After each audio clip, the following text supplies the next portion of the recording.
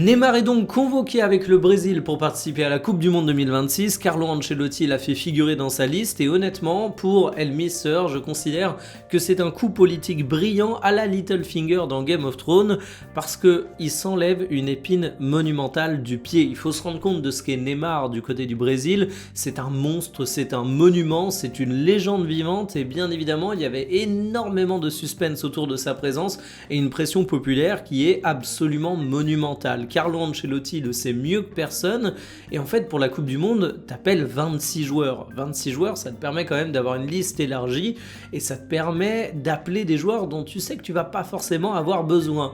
Quand t'appelles Neymar et que tu t'appelles Carlo Ancelotti, tu t'achètes la paix sociale. Il faut comprendre ça parce que Neymar il a beau être dans la situation dans laquelle il est aujourd'hui, il a beau être très régulièrement blessé, tu auras toujours des millions de gens qui iront dire, si tu perds avec le Brésil et que t'as pas Neymar, avec Neymar, ça se serait passé différemment. Là, Carlo Ancelotti, qu'est-ce qu'il fait? Il va appeler Neymar, il dit qu'il va devoir prouver qu'il mérite sa place.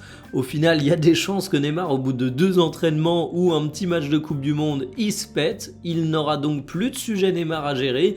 Et le fait d'avoir 25 joueurs opérationnels plutôt que 26, ça lui sera même pas préjudiciable. Sur le reste de la liste, on peut saluer le pari gagnant d'Hendrick avec son prêt du côté de l'Olympique Lyonnais. C'est sans nul doute ça qui a pas mal contribué à sa présence méritée à mon sens.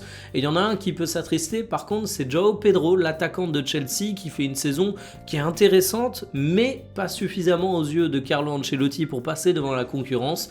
C'est le grand absent, le grand perdant de cette liste.